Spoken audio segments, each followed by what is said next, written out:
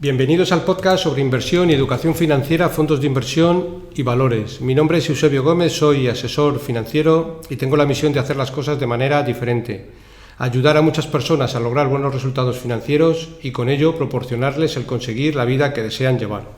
Si estás interesado en solicitar una segunda opinión sobre tu cartera de fondos, puedes hacerlo. Si me envías cómo tienes estructurada tu cartera en el momento actual, te puedo mandar una propuesta de inversión personalizada. También puedes enviarme si consideras que revise algún fondo que tienes en cartera y que no comprendes muy bien, dónde invierte, comisiones de gestión, etcétera. Para ello, como siempre, os dejo mi dirección de email, que es eusgomez@gmail.com.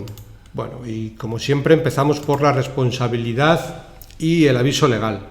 La actual presentación tiene un carácter informativo y divulgativo. No supone bajo ningún término ninguna recomendación de compra o de venta de ninguno de los fondos o acciones mencionados en esta presentación.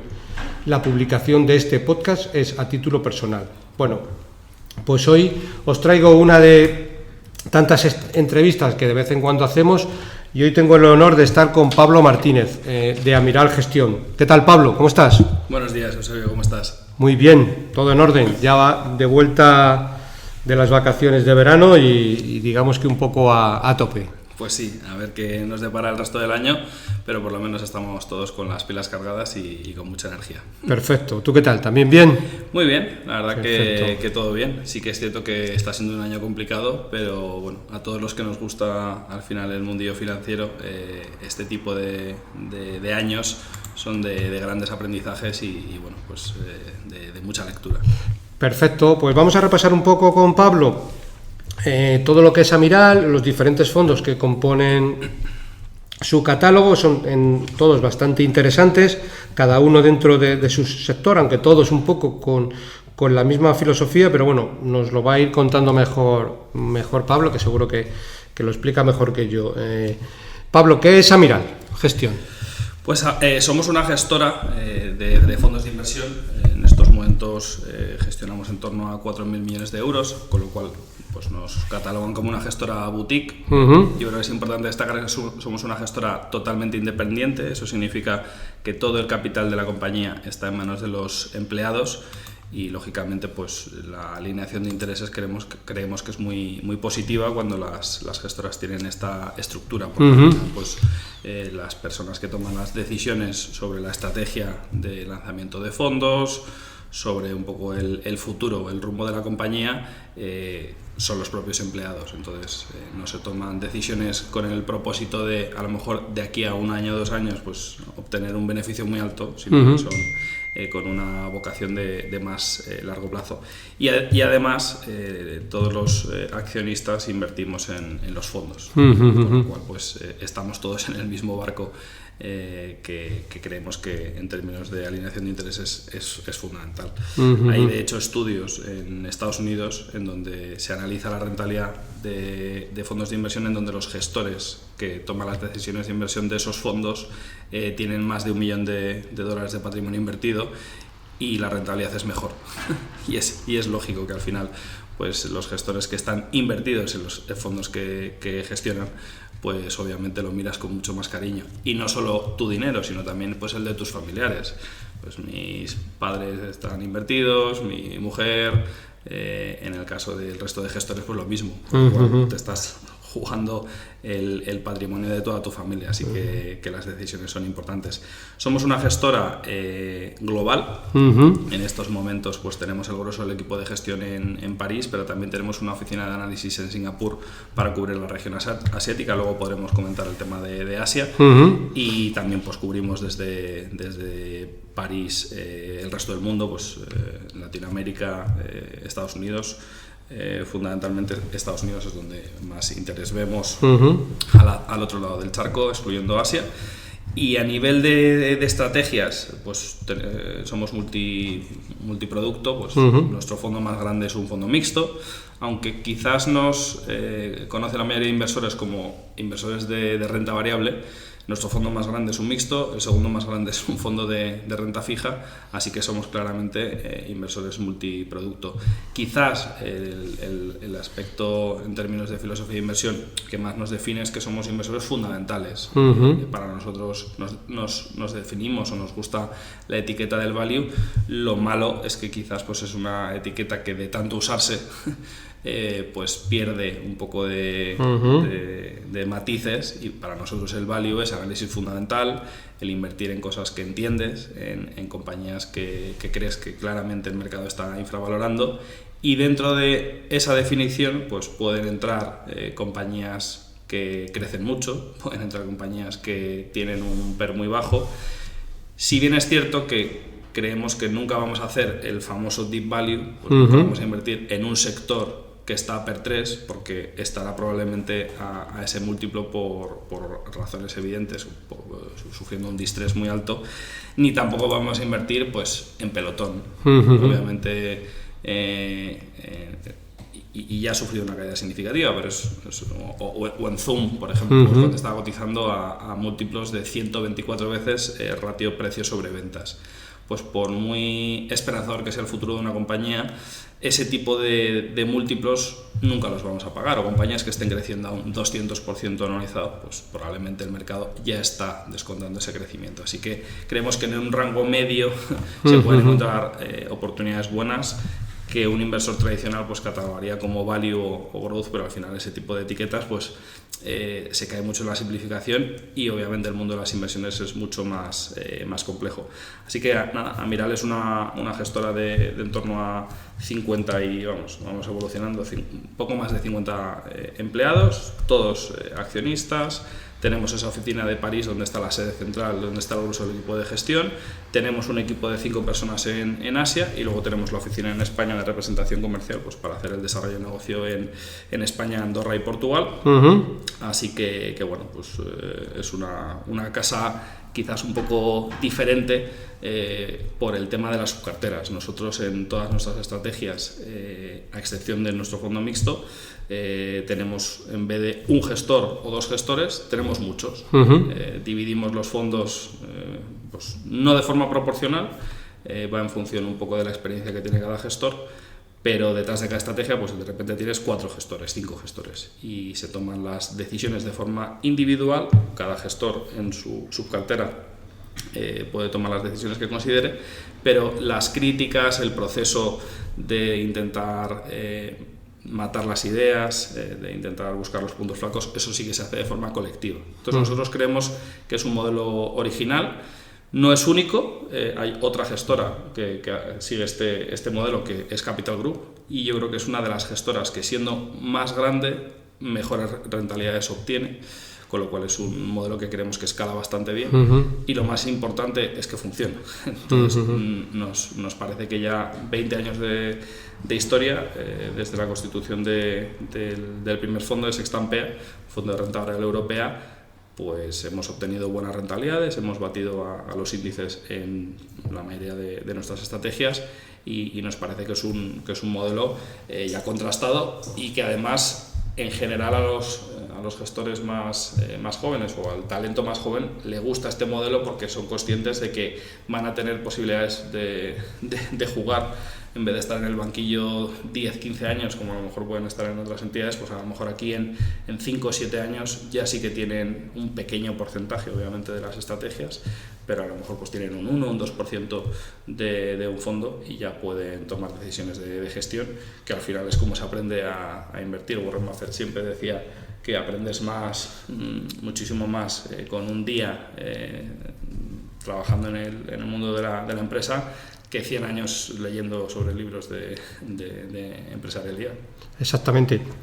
Bueno, y aunque vosotros lleváis 20 años, como dices, con el tema de las subcarteras, Capital Group lleva muchísimos años más, porque es mucho más longeva. De hecho, hay algunos fondos en Capital Group, creo recordar que el New Perspective es uno de ellos, que tiene una rentabilidad, creo, desde 1970 aproximadamente 12-13%, que es una rentabilidad asombrosa después de 50 años. O sea, y yo creo que desde esa época siguen, o sea, ellos hacen el tema de sus carteras. No lo han cambiado y precisamente por eso, porque les funciona y como tú bien dices, Eusebio, las rentabilidades que han obtenido son muy buenas. Yo coincidí hace unos meses en un evento con ellos y me sorprendió pues la primera vez que invirtieron, pues no sé, en Apple, en el 90 y muchos, la primera vez que invirtieron en Tesla, en 2013, la primera vez que invirtieron en una serie de compañías, claro, estaban multiplicando pues por 20, 30, 40, por 50 las inversiones iniciales porque han sido capaces de aguantar. Y al final yo creo que eso pues te lo permite el tener muchos gestores con diferentes bagajes, trayectorias. Nosotros creemos que es muy importante que dentro del equipo de gestión pues no todo el mundo sea igual, que haya diferentes enfoques, que pues haya gente que haya estudiado ingenierías, otros que hayan estudiado, tenemos algún compañero que ha estudiado Derecho y es un inversor buenísimo, o sea que eso nos parece que es muy, muy positivo, de todo tipo de países. Tenemos en el equipo pues desde Moldavia, con una compañera que es moldava, tenemos un compañero que es marroquí, obviamente hay muchos franceses, hemos tenido españoles, portugueses, nos parece que siempre eso es enriquecedor. Fenomenal. Bueno, pues vamos a adentrarnos un poco ya en los diferentes fondos de la casa y al hilo de lo que has comentado de las subcarteras, vamos a empezar, si te parece, por el fondo de renta fija, ¿vale? Sí, fenomenal. Una pregunta, ¿en el fondo de renta fija también utilizáis el tema de las subcarteras? Sí, si bien es cierto que aquí solo hay dos gestores involucrados, que son Jacques Soudre y Angler Dossin. Angler se incorporó el año pasado con nosotros, proviene de la Financière de l'Echiquier, y Jacques se incorporó hace más de 6 años a Miral. Ellos tienen una subcartera cada uno, pero sí que es cierto que por la filosofía del fondo y demás, aquí sí que hay un poco más de inversión colegial, es decir, que entre ellos pues tienen que tener cierto... cierto consenso, ¿no? Sí, un poco, ¿no? Un poco de... Obviamente, pues puntualmente ha podido suceder que hay alguna inversión que le gusta más a uno que a otro, pero sí que tenemos dos subcarteras. Lo único que al final, por la tipología de activo, pues creemos que es importante que no haya grandes discrepancias, que sí que quizás en renta variable pues es más interesante que exista. Fenomenal. Bueno, y dentro de la renta fija, como hoy en día cada vez que se habla de renta fija, pues todo el mundo también lo asimila un poco a la inflación. ¿Cómo veis vosotros la inflación de aquí a 3-5 años vista? Pues yo creo que es la pregunta del millón, aunque quizás es todavía más interesante para la comunidad inversora el más a corto plazo. La verdad es que no tenemos una visión muy marcada con respecto a niveles en esos plazos. Sin duda, pues los últimos 6 meses están siendo pues un jarro de agua fría para todos los que creían que esto iba a ser algo transitorio y demás. Nosotros desde el año pasado más o menos sí que veíamos bastantes elementos para creer que la inflación no iba a ser transitoria y tomamos ciertas medidas para protegernos tanto por el lado de renta variable como también por el lado de renta fija, pero obviamente a todos nos está sorprendiendo los niveles de inflación que hay. El problema es que hay tantos interrogantes, sobre todo con respecto al tema de la energía, que nos parece que si en general hacer estimaciones ya es un poco no imposible, pero prácticamente imposible, en este contexto de tanta incertidumbre con respecto a la geopolítica de qué va a hacer Rusia, cuánto costará la factura eléctrica este invierno en Europa, qué va a hacer Europa, pues, y esto ya son elucubraciones que no forman parte del mercado, sino que forman parte más bien de política, ¿cederá Europa ante el pulso de Rusia pues para la anexión? Nadie sabe muy bien qué sucederá. Así que nos parece que quizás merece más la pena el irse a nivel micro, ver qué características tiene cada compañía, ver cómo se pueden proteger y tener en general carteras equilibradas, es decir, puede que persista durante varios años la inflación en unos niveles muy muy elevados, o sea, por encima de 5 o 6%, es una cifra yo creo que muy dura para toda la población, sobre todo para las clases medias y bajas, y quizás pueda estar en esos niveles dentro de un tiempo. Obviamente todos esperan pues, que los bancos centrales agarren un poco, tomen el control de la situación, pero al final los últimos 10 años de política monetaria pues creemos que ha sido pues un experimento, entonces nadie sabe muy bien si van a lograr ese objetivo. El objetivo obviamente lo tienen y están mostrando, que yo creo que tienen que hacerlo inevitablemente, que van en serio, no pueden titubear, porque al final el mercado, pues si de repente empieza a tener dudas sobre la deuda gubernamental, pues puede encarecerse muchísimo el coste de la financiación.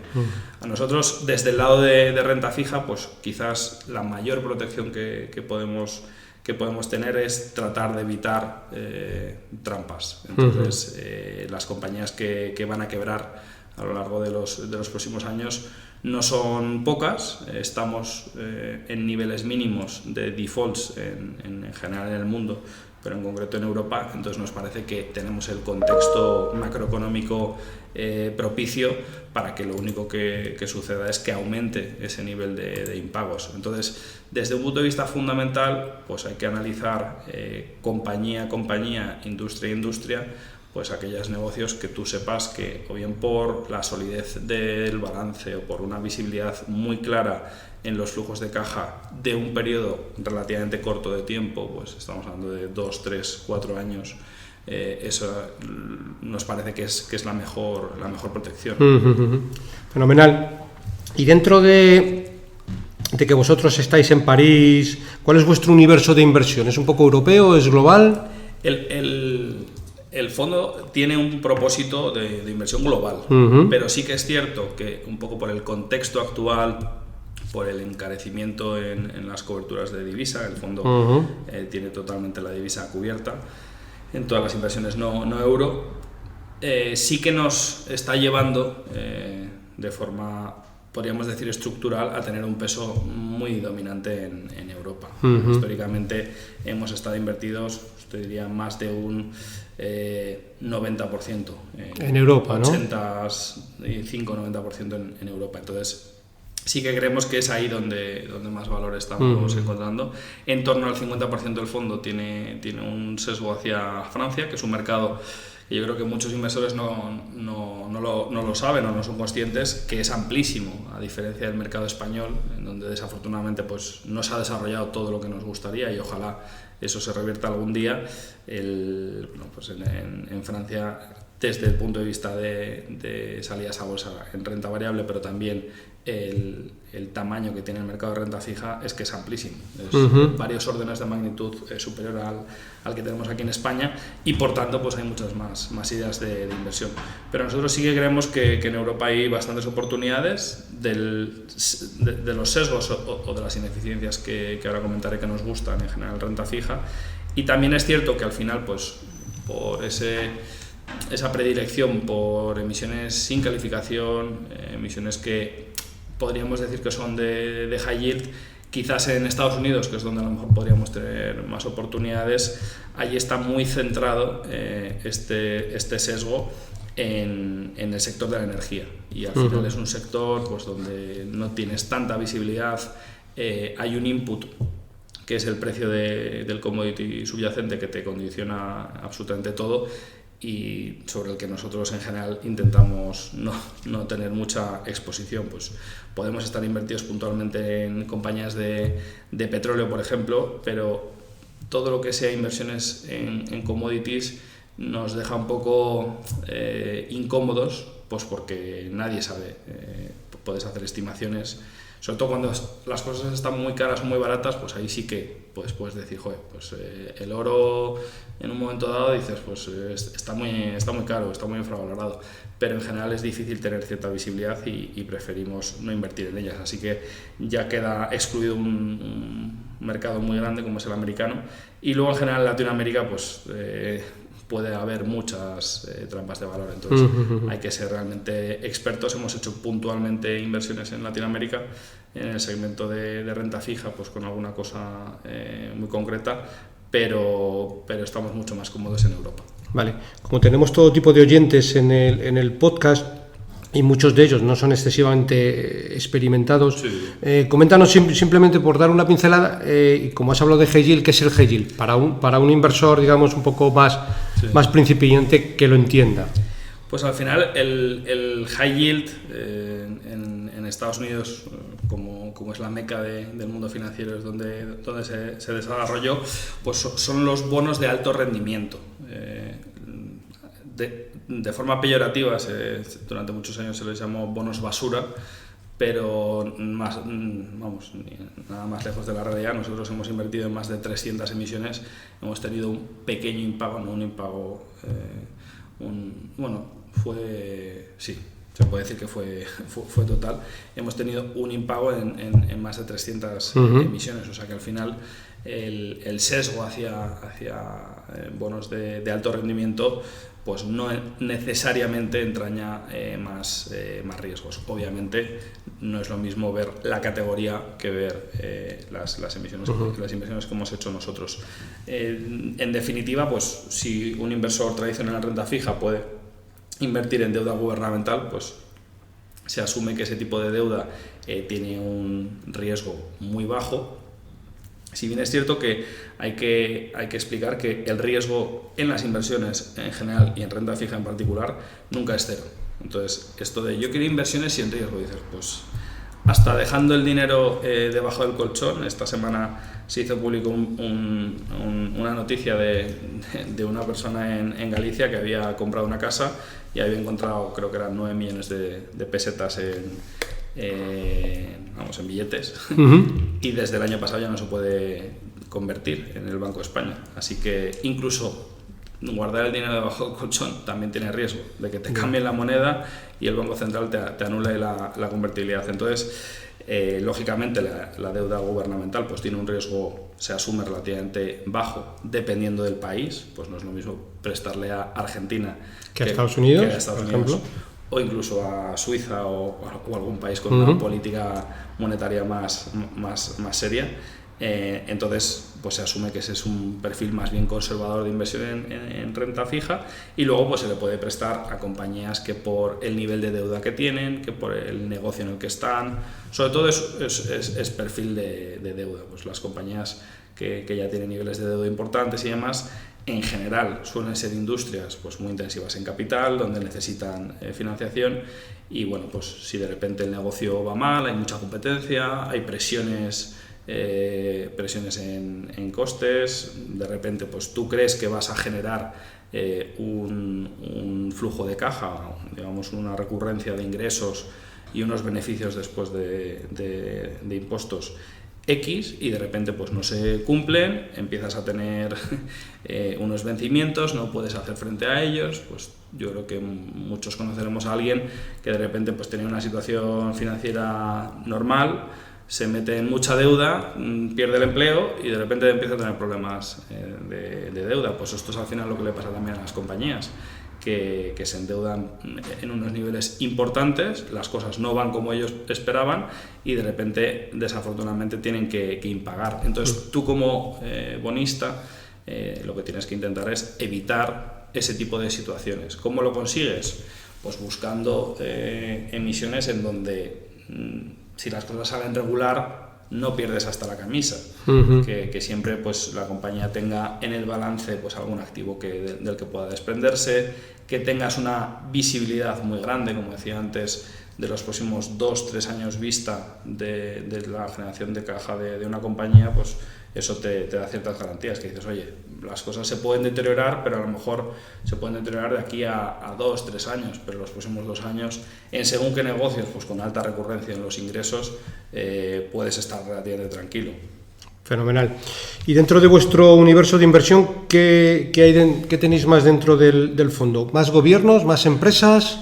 En estos momentos no tenemos nada de deuda gubernamental, porque a pesar de que es relativamente segura, el problema es que no te remunera adecuadamente. Pues venimos de asistir este año a una corrección muy brusca en renta fija, y básicamente lo que ha pasado es eso, que veníamos de unos niveles en donde asumiendo ciertos riesgos, no te estaban pagando prácticamente nada. Ha habido países que han emitido a 100 años pagando menos del 2%, pues son unas situaciones que eran totalmente aberrantes. Entonces, en estos momentos nos sigue pareciendo que, a pesar de la corrección que se ha producido, sigue sin estar adecuadamente remunerado la deuda gubernamental, y sobre todo donde invertimos es en deuda corporativa, lo que podríamos ya denominar de alto rendimiento, pero curiosamente en casi un 45% de la cartera son emisiones que no tienen calificación crediticia, entonces no entran dentro de lo que se llama grado de inversión o no, porque no tienen una calificación crediticia. Para que los oyentes de tu podcast lo entiendan, pues para simplificar el trabajo, en muchas emisiones, pues hay las agencias de calificación pues ponen una nota. Es como si a un individuo le ponen una nota de, oye, pues la solvencia de esta persona de la A la F. Pues obviamente las personas pues con mejores rentas, menos deuda, van a tener una buena nota, y viceversa. Entonces, en el caso de las emisiones, pues hasta según qué tramos se considera que es una inversión bastante segura, y por debajo de eso se considera que no es grado de inversión. ¿Qué sucede? Que no todas las emisiones tienen calificación crediticia. Pues hay compañías que, porque no les interesa pagarlo, obviamente es un coste importante y encarece bastante la emisión, pues de repente deciden no tener una nota de calificación. Eso genera ineficiencias, que al final tú como inversor es lo que estás buscando, anomalías en el mercado, pero anomalías claramente identificadas, que sabes por qué pues te están remunerando más. Y obviamente las emisiones que no tienen calificación, como quedan excluidas para muchos fondos de inversión que por su política de inversión no pueden invertir ahí, pues automáticamente se está ofreciendo una prima. Es decir, que la emisión, con independencia de que desde un punto de vista financiero no entrañe más riesgo, te está pagando más. Entonces, esa es una de las ineficiencias que nosotros creemos que es muy clara de identificar, y que nos parece que, haciendo una buena labor, es decir, tú empiezas de cero en una emisión que no tiene calificación crediticia, te la tienes que mirar entera. En muchas ocasiones también las compañías que nunca han emitido, que están emitiendo por primera vez, pues están penalizadas. No es lo mismo la primera vez que vas a un banco a pedir 10.000 euros que la siguiente que ya vas a pedir una hipoteca. Pues obviamente, cuando ya tienes un historial como deudor y has respondido históricamente bien, pues te van a tratar mejor. Pues la primera vez que acudes al mercado estás penalizado. Nadie sabe quién eres, ni lo solvente que eres, ni si eres serio o no eres serio. Fenomenal. Digamos que de alguna manera miráis los balances de la compañía y compráis un bono de la misma manera que compraríais una acción, porque habéis analizado realmente las cuentas de la empresa. Sí. Y a partir de ahí, pues hacéis la inversión o no, ya a juicio de los gestores. Y por terminar un poquito con el fondo de renta fija, ahora que también hay mucha gente que le da cierta importancia al vencimiento de los bonos, porque muchas veces el vencimiento va ligado luego al riesgo, a más vencimientos, y los tipos de interés empiezan a subir, pues puede haber ahí distorsiones. ¿Cuál es el vencimiento medio de la cartera actual en el fondo? Pues del total del fondo es en torno a 3 años, más o menos. O sea que yo creo que es una duración bastante razonable. Obviamente pues tenemos unos bonos perpetuos que no llegan ni al 10%, pero vamos, menos de un año 10%, de 1 a 3 años 31% de la cartera, 3-5 años 35%, o sea que, y luego ya más de eso, pues un 5% de 5 a 7%. Así que está bastante acotado por todo lo que te comentaba anteriormente, Eusebio. Y luego además, pues obviamente cuanto mayor sea la duración, pues más riesgo tienes a las subidas de tipos de interés. O sea, tienes como dos elementos. Se te complica el tener la visibilidad de lo que va a hacer la compañía. O sea, a nivel micro tienes menos visibilidad de qué le va a pasar a una empresa. No es lo mismo decir cómo va a ser la generación en la cuenta de pérdidas y ganancias de esta compañía en los próximos 2 años que en los próximos 20. Entonces, eso por un lado. Y desde un punto de vista macro, pues no es lo mismo hacer elucubraciones de cómo va a estar el mundo de aquí a 1 año que de aquí a 5. Yo creo que es difícil, más difícil ver qué va a suceder de aquí a 5 o a 10 años que qué va a suceder de aquí a 1 año. Fenomenal. Bueno, pues vamos a adentrarnos ahora un poquito ya en el fondo mixto, Sí. ¿vale? Hay una cosa que me llama la atención, históricamente siempre me ha llamado la atención de vuestro fondo mixto, y es la rentabilidad desde el inicio, es decir, una rentabilidad que para ser un fondo mixto, desde mi Sí, es punto de más vista... o menos un 8% anualizado desde 2003. Sí, a mí me sale un poquito más, pero bueno, Ah, pues igual. a mí me sale un 10-40. Ah, vale. Entonces, joder, para ser un fondo de mixto con una volatilidad mucho más baja que un fondo de renta variable, en un plazo ya suficientemente amplio como son 20 años, grosso modo, Sí. una rentabilidad de entre el 8 y el 10 es una rentabilidad más que razonable tirando a muy buena, y para un inversor que pueda dormir bastante tranquilo. Entonces, bueno, háblanos un poquito de este fondo, sobre todo de la diversificación actual, Sí. ¿vale? Los pesos que tenéis.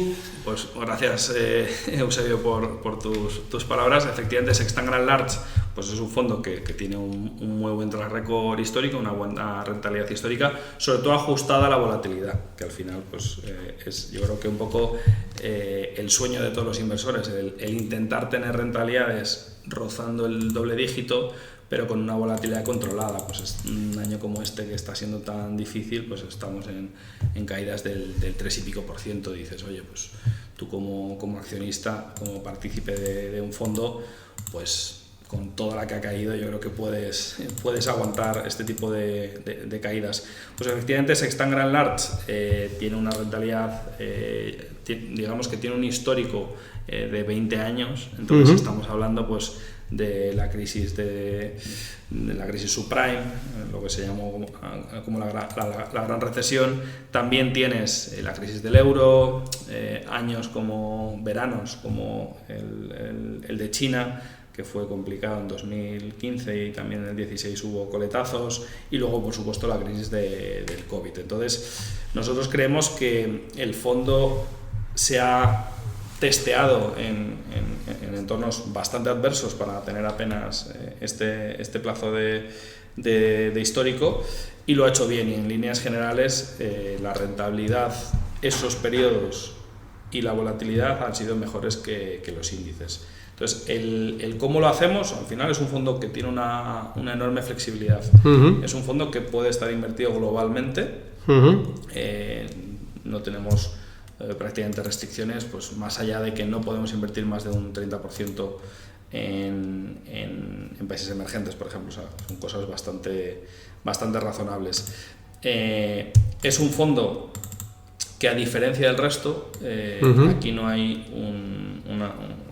el tema de las subcarteras, porque bueno, pues es muy difícil de implementar el hacer ajustes diarios en la exposición a renta variable. Entonces, nosotros, a raíz de la crisis de 2008, que se puede ver en el gráfico histórico de la rentabilidad, sufrió una caída importante en el año 2008, fundamentalmente no porque estuviésemos en compañías malas, sino simplemente porque era un fondo mixto, pero tenía un peso muy alto a renta variable. En general, los gestores, esto lo comentaba un inversor francés que se llama Jean-Marie Bellac, dice: en toda mi carrera profesional, llevo invirtiendo desde los años 70, dice, menos un pequeño breve periodo en la bolsa japonesa, pues finales del 89, en la burbuja de la bolsa de Japón, dice, siempre como gestor, en todos los contextos de mercado, he encontrado ideas de inversión. Y eso es un poco lo que nos pasó a nosotros, que a pesar de que el contexto pues se estaba deteriorando y ya había ciertos visos de una posible crisis, el equipo de gestión tenía muchas ideas de inversión. Entonces teníamos pues niveles del entorno al 70% de exposición a renta variable, cuando pues habría sido mucho más sensato tener menos. Entonces, a raíz de esa experiencia, desde enero del año 2010, se decidió cambiar un aspecto muy importante del fondo de inversión, que es el peso en renta variable. No iba a dejar de ser arbitrario de un consenso de los gestores, iba a ser algo automatizado. Entonces, decidimos utilizar el PER de Shiller. ¿Por qué el PER de Shiller? Porque, en primer lugar, es una herramienta basada en el análisis fundamental. Uh-huh. Al final, pues, el ratio PER nos parece que tiene sentido. Y la modificación que hizo Robert Shiller, que este cambio lo hicimos en 2010, a él le dieron el premio Nobel en 2013, o sea que tuvimos la suerte de que encima le diesen el Nobel a posteriori. Uh-huh. Pues lo que hace es recoger 10 años de beneficios empresariales, entonces te normaliza bastante el efecto del ciclo económico. Uh-huh. Con lo cual, básicamente lo que hace el fondo es, cuando la bolsa, en base a este indicador con respecto a la media histórica, está muy sobrevalorada, pues el fondo va a tener una exposición baja a renta variable. Cuando la bolsa esté muy barata, en base a este indicador, pues el fondo va a tener una exposición muy alta a renta variable. Entonces, esto nos ha permitido en los últimos 10 años pues evitar una serie de excesos y estar razonablemente bien invertidos cuando tocaba.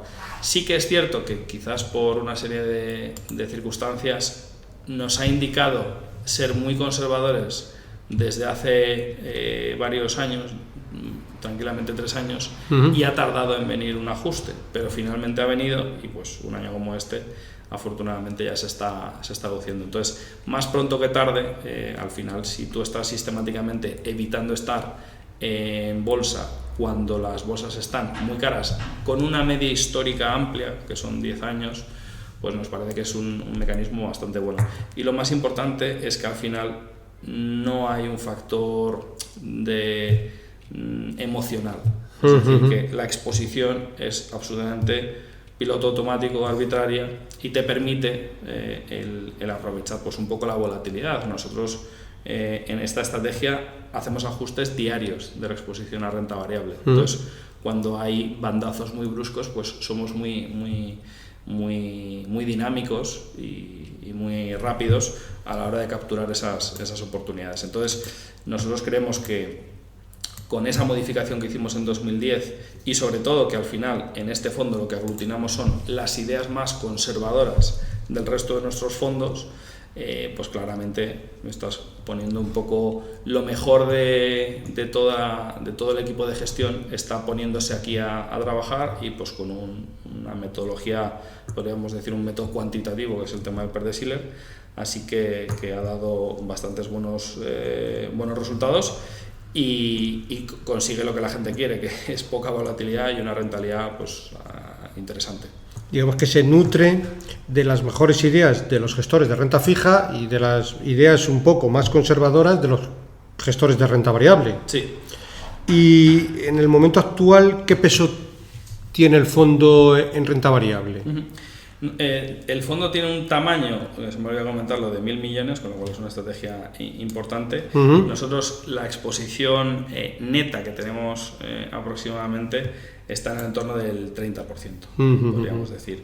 Hemos estado en torno a esos niveles a lo largo de este año, uh-huh. a pesar de las caídas tan fuertes que se han producido, nos parece un nivel atractivo. Tenemos en torno a un 20% de renta fija, uh-huh. y un 30% de liquidez, porque el fondo, si sumas todo eso, no te da 100. El fondo tiene una exposición bruta a renta variable, la corregimos con futuros y opciones, uh-huh. futuros sobre índices y demás, y luego tienes una exposición neta, las obligaciones y la liquidez.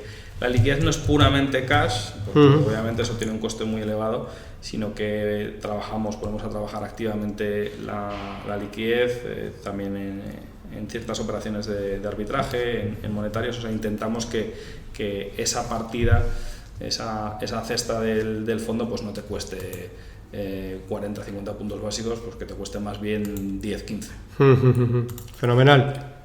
Pues vamos a pasar ahora a la parte de renta variable. Sí. Y vamos a hablar en concreto, si te parece, del Gestamp PME, ¿vale? Uh-huh. Que es un fondo de pequeñas compañías de renta variable europeas. Uh-huh. Pues háblanos un poco de qué nivel de valoración estamos ahora mismo en compañías europeas y en concreto en vuestro fondo. Uh-huh. Nosotros creemos, el gestor coordinador de esta estrategia se llama Rafael Mugó. Antes quizás no lo he comentado, pero detrás de cada estrategia, aunque haya muchas subcarteras y haya muchos gestores, pues siempre hay un responsable, pues la cara visible del fondo, aunque esa persona nunca tiene la capacidad de vetar ideas de otros gestores en sus subcarteras, pero bueno, es un poco la persona el que da la cara por la estrategia, y en caso de que haya cualquier problema y demás, el que debe de velar por esa estrategia. Entonces, Rafael Mugo, justo hace unos días hablaba con él por teléfono y me comentaba pues más o menos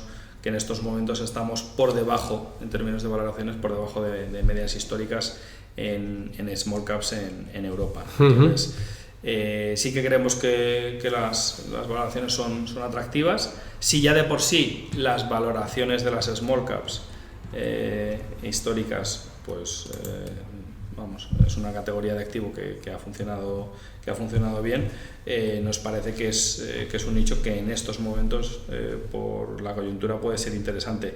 Hay que diferenciar, hay small caps y small caps. A nosotros en general nos gustan small caps que tienen compañías pequeñas que tienen una buena posición competitiva, que son líderes, y que obviamente por su tamaño, quizás a veces por no tener tanta liquidez, pues quedan un poco excluidas, están un poco olvidadas, o a lo mejor compañías que cotizan en una bolsa pero tienen el grosso de la actividad comercial en otro, así que quedan un poco en tierra de nadie.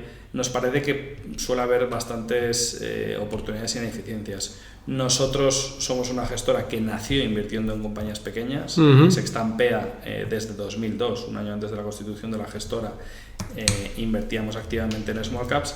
A medida que el fondo se fue haciendo mayor, por así decirlo, empezamos a invertir ya en capitalizaciones superiores, y de ahí nació precisamente Sextampeme. Es como el heredero de Sextampea, pero centrado exclusivamente en la inversión en compañías de pequeña capitalización. Nosotros, con muchos ejemplos, siempre explicamos que al final el hecho de que una compañía, pues en vez de tener Facebook, Meta, por ejemplo, que estamos invertidos en nuestro fondo, por ejemplo, Sextant Large, es una compañía enorme. El mercado de la publicidad online a nivel mundial es una tarta de centenares de miles de millones de dólares. Por ejemplo, pues, el hacer etiquetas digitales, como es el caso de SSI Magotag, que es una compañía en la que estamos invertidos. En su momento invertimos, por ejemplo, en una compañía que hacía hilos para la industria textil. O sea, te vas a nichos. El caso de Group Guillain, por ejemplo, es una compañía que hace plásticos, es tercera posición del fondo, plásticos termoconformados para la industria de la alimentación. En definitiva, son nichos muy pequeños, pero el hecho de que el tamaño de esos nichos sea pequeño no significa que la posición competitiva sea más frágil. Y yo creo que muchos inversores erróneamente hacen esa asunción de bueno, esta empresa es más pequeña, esta empresa es más débil. En el mundo micro-pyme, sí, eso sí que puede ser el caso, es decir, que las compañías pequeñas pues son más frágiles, y de repente llega un nuevo jugador a una industria y tiene un poquito más de dinero y te rompe tu posición competitiva. Pero aquí en general pues no es el caso. Una compañía, por ejemplo, Coats, en la que invertimos a raíz de la crisis del COVID, es una empresa británica constituida en 1750, líder mundial, tenía una cuota de mercado del 21%. Pues esa empresa, con independencia de lo que pasó en COVID y demás, no pierde su posición competitiva, y de hecho pues creo que obtuvimos casi un 100% de rentabilidad en menos de un año, en unos pocos meses. O sea que creo que es un error que los inversores asuman que el sinónimo de pequeño, de empresa pequeña, es una empresa frágil o que está a merced de que llegue alguien y le rompa la posición competitiva. Y por fortuna, específicamente en tecnología, hemos encontrado en el segmento de pequeñas empresas, hemos encontrado algunas buenas ideas, y al final lo mismo por lo que te gustan las FAN, que es pues que tienen caja, que crecen mucho, que tienen poca deuda, y que son líderes y que tienen unos márgenes operativos muy altos. Al final los negocios de tecnología pues en general son márgenes operativos muy buenos. Eso también lo tienes en una empresa pequeña.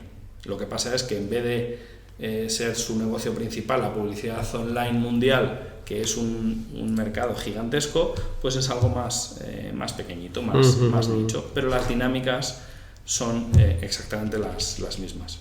Fenomenal. ¿Y por países cómo está el fondo de exposición invertido? Sí, fundamentalmente, o sea, obviamente es un fondo europeo, yo creo que lo hemos comentado. Sí, correcto. Fundamentalmente en Francia tenemos en torno a la mitad de las ideas de inversión, y luego pues por países puntualmente hemos tenido más ideas en PICS, ahora por ejemplo tenemos más ideas en países nórdicos, en Alemania también. En Suecia sobre todo hemos encontrado bastantes ideas de inversión. Es curioso, pero los inversores, muchos no lo saben, pero el mercado más rentable del siglo XX, la bolsa más rentable fue la bolsa sueca y la americana también. Pero el mercado sueco es un mercado muy atractivo y muy interesante, y bueno, pues, al final es en estos momentos de toda Europa donde más ideas encontramos. El mercado francés, como ya comenté antes, Eusebio, es muy amplio, es muy dinámico, y sobre todo es que está bien diversificado, a diferencia a lo mejor del alemán, que tiene pues financieras y autos, tiene un peso muy grande. En España también, a nivel bursátil pesan mucho unos pocos sectores, pues utilities y bancos. Afortunadamente en Francia, pues de repente puedes tener compañías de tecnología, compañías de e-commerce, compañías de empresas para industrias, vamos, o empresas de prestación de servicios a empresas, a personas, a todo tipo de sectores. También pues un poco de componentes de automoción. Pero hay de todo. Real estate, hay de todo, y todos los sectores están bastante bien representados. Entonces es un mercado que conocemos muy bien. Al final la cercanía con los equipos directivos, pues obviamente en el idioma local se tiene mucho. Yo creo que aquí en España también pasa. Pues si tú como inversor te acercas a una empresa del mercado continuo y les hablas en inglés, no vas a tener la misma cercanía que si les hablas en español, y de repente pues da la casualidad de que tus padres son del mismo de la misma localidad que los del director financiero o el CEO. Es decir, que la cercanía y el compartir la misma cultura siempre te aporta. Fenomenal. Bueno, y vamos a hablar por último y por terminar con el Gestamp PME, con un tema que es un debate entre mucha gente, que es las comisiones, ¿vale? Veo que en el último informe, por ejemplo, de julio del 2022, para ponerlo un poco en contexto, lo que son las comisiones, el Gestamp PME ha tenido una rentabilidad desde el año 2014 del 135%. ¿Okay?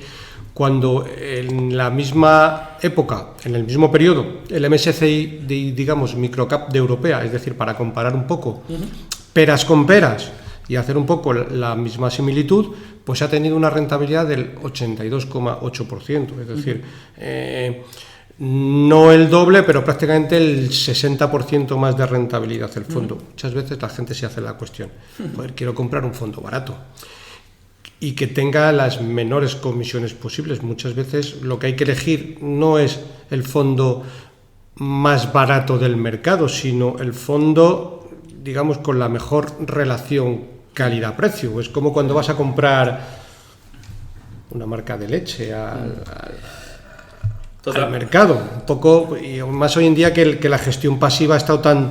Sí. Totalmente. Si bien es cierto, y yo creo que ahí precisamente la labor que hacéis los asesores financieros se pone todavía más en valor, desafortunadamente en nuestra industria tú puedes tener fondos caros y malos. Es decir, en la industria de coches, por ejemplo, los coches más caros, coches de más de 200.000 euros, pues hombre, salvo honrosas excepciones, yo creo que todos son buenos. Te podrá gustar más el Lamborghini o el Ferrari o el Porsche o el Aston Martin y demás, pero cuando pagas esos precios en esa industria, por ejemplo, o en según qué prendas de ropa o lo que quieras, estás pagando por calidad. Lo malo en esta industria es que no siempre, cuando estás pagando altas comisiones, estás pagando siempre calidad, y tienes que ir precisamente por eso de la mano de un profesional, como puede ser perfectamente tu caso, para discernir y decir, estás pagando más y además estos son buenos. Efectivamente, asumir que simplemente pagando barato lo vas a hacer bien puede ser un error. Obviamente, si te indexas, pues sabes exactamente que vas a hacer lo mismo que los índices de referencia. Pero yo creo que, a pesar de que los estudios pues, te dicen 5, 10% de la gestión activa bate a índices, pues hombre, si te fijas en los que lo han hecho, hay cierta consistencia en algunas casas. Y yo creo que lo más interesante es buscar gente cuyos principios de inversión más o menos no se alteran mucho. Y al final, pues eso te termina llevando a inversores que tradicionalmente tienen la etiqueta de value. Entonces, nosotros sí que creemos que obviamente, pues si tú ofreces estrategias de gestión activa, tu mandato es batir a los índices. ¿Qué pasa? Que no es fácil. O sea, no lo puedo, el 100%, esto es una industria de suma cero, el 100% de la industria que hace gestión activa no puede batir a los índices. Solo lo puede hacer un pequeño porcentaje del mercado. Entonces tú tienes que buscar inversores cuya convicción, cuyos principios, cuya filosofía les permite identificar y explotar ineficiencias de forma sistemática. Al final el mejor inversor de la historia, que es Warren Buffett, que tienes aquí en la oficina alguna imagen suya, una de las cosas, yo creo que el aprendizaje que más valioso que podemos hacer de él es que a lo largo de las décadas que lleva invirtiendo no ha parado de evolucionar. Es decir, el buen inversor, lo que le ha funcionado hace 5 años no necesariamente le va a funcionar dentro de 5, y permanecer inmóvil cuando el mundo está constantemente evolucionando y adaptándose es un error. Lo que sí que ha hecho es permanecer intacta su filosofía, sus principios. Es decir, yo voy a intentar buscar cosas y pagar menos de lo que creo que valen. Pero cómo ha ejecutado eso, pues en los años 50 era un inversor activista. Lo piensas hoy en día y dices, te parece inverosímil. Era un inversor que tenía una concentración de cartera gigantesca. Hoy en día pues está un poco más diversificado. Sigue siendo un inversor con una concentración muy alta. Pues de la capitalización de Berkshire, pues Apple no sé si es ya un 20%, o sea que en un solo valor tienes un 20% de toda tu capitalización. Pero fue evolucionando, cada vez fue prestándole más atención a la calidad. Y de hecho Benjamin Graham, que es su maestro, el decano, le llaman el decano de Wall Street, pues el que escribió el libro en su momento de referencia, él no fue fiel a sus principios o no fue fiel a la estrategia que decía que había que implementar para invertir en bolsa. Su mejor inversión fue en Geico, y es una compañía que incumplía todo lo que había dicho en los libros. ¿Qué pasa? Que evolucionó y se adaptó, y de repente se dio cuenta pues de que era una compañía que tenía un potencial de crecimiento muy grande, que tenía una cuota de mercado del 1 y podía tener una cuota de mercado. Yo creo que Geico en Estados Unidos tiene una cuota como del 17-18%. Pues eso es lo que yo creo que lo que es más interesante de ese tipo de inversores, que ves que evolucionan. Entonces, para nosotros es muy importante el no dormirte. Por eso pues, nosotros creemos que seguiremos haciendo una buena labor de gestión activa, porque no paramos de aprender sobre nuevos sectores, nuevas industrias, nuevas tecnologías, y es la única forma de seguir intentando batir. Pero efectivamente no hay que asumir que el pagar poco es garantía de éxito, ni tampoco que pagar mucho lo sea. Correcto. Y al hilo de lo que comentabas, sobre todo sobre Warren Buffett, muchas veces también cambió su filosofía inversora por su socio que tenía, que es Charlie Munger, que tú probablemente de eso sepas mucho más que cualquiera, porque os invito a muchos de vosotros a que Pablo tiene varias ponencias sobre Charlie Munger en internet, vamos, que son auténticas delicias, y está muy bien. Y muchas veces Charlie Munger fue el que le dijo, creo recordar, comprar chocolates Candies, incluso la inversión en Coca-Cola, o sea que le fue introduciendo un poco más en la calidad, que le costaba bastante. Efectivamente, según el propio Buffett, le costó varias décadas, o sea, llegó tarde, por lo menos más de 10-15 años, a lo que le venía diciendo Charlie Munger prácticamente desde que se conocieron, que es que se tenía que ir a cosas de más calidad y más grandes, por muchos motivos, pero fundamentalmente porque si tú inviertes en empresas que dentro de 6 meses pues tienes márgenes de seguridad relativamente pequeños y tienes que volver a reinvertir, es que eso no escala.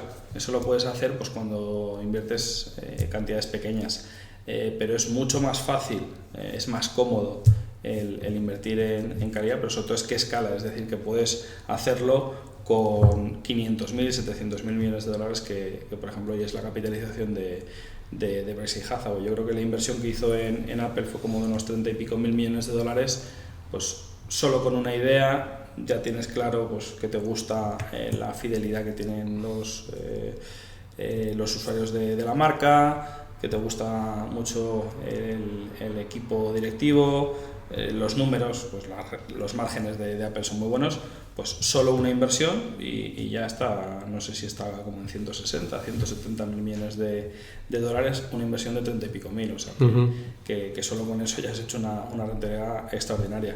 A veces cuesta el cambiar de opinión, pero cuando en su día Warren Buffett escuchó a Charlie Munger y viró un poco de la filosofía que le había inculcado Benjamin Graham, pues ahí estás demostrando inteligencia, porque no es fácil desoír a tu mentor, desoír o dejar de hacer un tipo de inversiones que te han hecho multimillonario, porque Warren Buffett ya era multimillonario gracias a esas inversiones, y de repente conoces a un abogado y te está insistiendo en que tienes que cambiar algo no menor como es un poco tu estrategia de inversión, y hacerle caso, aunque tardó décadas, pero le honra mucho el haber... O sea, la gente más inteligente siempre cambia, no mucho de opinión, pero cambia de opinión, es flexible. Hay poca gente que lo haga, y sobre todo en una edad tardía. Hay pocos conversos que pasen de ser comunistas a liberales. Antonio Escotado, por ejemplo, es un caso que lo hizo cumplió los 60. Pues eso, en el fondo, lo que demuestra es mucha inteligencia. Y la propia inversión de Apple, de Warren Buffett, para mí también lo fue. Vamos, yo nunca creí que fuese a invertir en una compañía así, aunque a mí me gustaba la compañía. Pero vamos, me demostró que me había equivocado. Él en su momento creo que la calificó que era más una compañía de consumo más que una compañía tecnológica, con lo cual a lo mejor por ahí le buscó el punto. Bueno, y por ir acabando, vamos a dar también un repaso a vuestra estrategia asiática, ¿vale? Que también es un fondo muy interesante, que aunque no lleva mucho tiempo, pero también es interesante. Háblanos un poquito sobre el fondo de Asia. Efectivamente, Sextan así se lanzó el 12 de abril del año pasado, y al final pues nosotros llevamos invirtiendo activamente en mercados internacionales desde 2005 con nuestra estrategia Sextan Autónomo, y bueno, pues llevamos con una oficina en Asia desde 2017 y siendo... con un sesgo en general en renta variable internacional desde 2010-11 muy marcado hacia mercados asiáticos, especialmente Japón, Corea del Sur y otras regiones, y nos parecía pues que tenía mucho sentido el lanzar una estrategia centrada en esta región por un tema de ineficiencias. Al final, como inversores, tú tienes tu terreno de juego es el mundo entero, y dices, ¿dónde puedo ofrecer mejores rentabilidades a mis inversores? Entonces, claramente creemos que en Asia hay muchas oportunidades por un lado e ineficiencias. Es decir, ineficiencias seguro que en la bolsa, en algunos países en África, pues seguro que hay ineficiencias, pero no tienen la seguridad jurídica, la suficiente penetración de inversores internacionales. Entonces, en Asia sí que se produce ese caldo de cultivo, que ya son mercados lo suficientemente desarrollados. Nos parece que hay suficiente masa crítica, hay muchas compañías cotizadas. El 60% de todas las cotizadas a nivel mundial, de más de 50 millones de capitalización, están en Asia, o sea que es el mercado más grande, es el mercado que más crece. Desde 2013 hasta el 21, el 75% de todas las salidas a bolsa se han producido en Asia. con lo cual es un mercado que crece mucho y es un mercado que tiene mala cobertura de análisis. Mala cobertura de análisis creemos que se traduce en mejores oportunidades. Pues, obviamente, si tienes en China, tienes por ejemplo una cobertura del casi el 100% de todas las compañías que forman parte de los índices. En Europa igual, en Estados Unidos igual.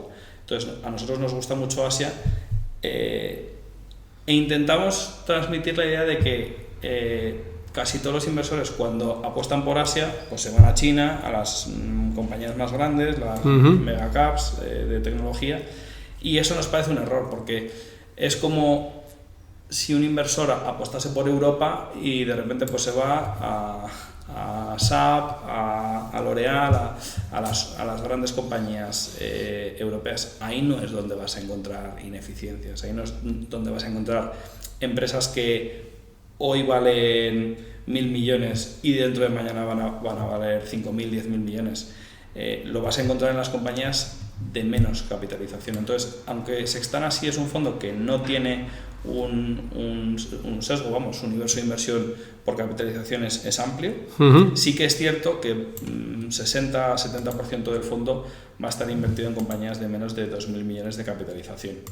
Es ahí donde creemos que hay más oportunidades, donde hay más ineficiencias, donde hay menos inversores mirando, básicamente, y donde vemos buenas oportunidades. A nivel países, hacemos ese matiz de que incluimos Japón y en China preferimos no tener un peso muy determinante por diferentes motivos, no por lo que ha sucedido recientemente, pues con el tema de Rusia y demás, pues que de repente pase a no ser invertible China, sino que siempre nos ha parecido pues que los inconvenientes que tiene el mercado chino, pues de menos seguridad jurídica, no sabes cuando tienes una acción, un tipo de acción, pues no sabes realmente si eres accionista o no eres accionista, que te da derecho. La seguridad jurídica que ofrecen otros países es mucho mejor, la calidad de las cuentas, todo en general nos parece que hoy en día con el tema de ESG, pues obviamente la opacidad de las compañías chinas es muy, y la aproximación que tienen las empresas es muy distinta en una región y otra, y sobre todo es que Asia es tan amplio que vemos muchas oportunidades en otros países, entonces no nos compensa. Si vemos ideas en Vietnam, en Tailandia, en Indonesia, pues tienen que ser muy buenas las ideas chinas para que nos compense el tener más sesgo hacia ahí. Y lo de invertir en Japón nos parece un error que los inversores lo excluyan. Fundamentalmente lo hacen por un tema de crecimiento económico. Al final es emergentes, países desarrollados. Es un error creer que por el hecho de que un país esté desarrollado, automáticamente eso hace que la bolsa vaya a obtener rentabilidad, una rentabilidad más baja, y viceversa. Por el mero hecho de que un mercado esté en desarrollo no significa que la bolsa lo vaya a hacer muy bien. Ponemos siempre el caso de la bolsa china versus la bolsa francesa en los últimos 10 años.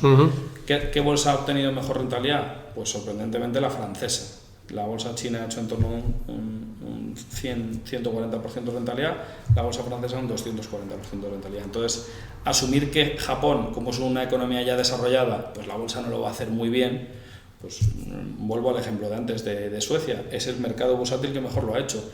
¿Qué hicieron las compañías suecas? Pues crecer en otros países, hacer adquisiciones. O sea, que no debemos de asumir que por el hecho de que desde un punto de vista macro las perspectivas de un país no sean muy halagüeñas, eso no significa que se vaya a traducir automáticamente en una rentabilidad bursátil inferior. Por ejemplo, Bangladesh en los últimos años está obteniendo unas de las mejores tasas de crecimiento económico en base a PIB de la región. Eso no se traduce, no hay un traslado directo al mercado bursátil. La bolsa de Bangladesh no lo ha hecho especialmente mejor que índices asiáticos. Entonces, por todos esos motivos, por la seguridad jurídica que te ofrece Japón, por las ineficiencias que vemos en términos de asignación de capital, está habiendo un cambio cultural muy, muy fuerte. También desde el propio Estado se está propiciando que mejore un poco la remuneración a los accionistas, el tratar mejor a los inversores internacionales, la llegada de fondos activistas, pues Apolo, KKR, todos, Michael Burry, el inversor que sale en la película de La Gran Apuesta, pues creo que fue en el verano del 2020, pues era muy optimista con Japón. En general nos parece que un mercado que por muchos motivos no debemos excluir. No se trata de que sea nuestra única posición, pero sí que desde el lanzamiento del fondo creemos que hay que tener un peso interesante en Japón, y de hecho en estos momentos es en torno a un 50% del fondo. O sea que fíjate qué contrarios somos, que un país que en la mayoría de los inversores excluye invirtiendo en Asia, en nuestro fondo pesa la mitad. Interesante de valoración. Fenomenal. Pues yo creo que con el fondo de Asia yo creo que podemos ir acabando, si te parece. Agradecerte mucho tu tiempo y sobre todo encima que hayas venido a la oficina a hacerlo directamente, con lo cual enormemente agradecido. Un placer, Eusebio. Y nada, como se suele decir, habla ahora, calla para siempre, si consideras algo que... No, te agradezco mucho la invitación. Ya no me prodigo mucho en este tipo de foros, pero bueno, yo creo que al final, en tu caso particular, pues haces una buena labor no solo con tus clientes, sino pues con un poco la comunidad inversora, y siempre es un placer pues el compartir, discutir ideas, y al final yo creo que hoy en día pues toda información es poca para tomar buenas decisiones de inversión, y siempre que podamos arrojar pues un poquito de luz, pues encantado de hacerlo. Pues nada, el placer es mutuo. Pues nada, vamos despidiendo como siempre. Para cualquier consulta o comentario sobre este podcast, puedes enviarme un email a la dirección eusgomez@gmail.com. Y si te ha gustado el programa, te agradezco le des un me gusta en iBooks, un like en YouTube o un corazoncito en Spotify. Un saludo muy cordial, paciencia y buenas inversiones.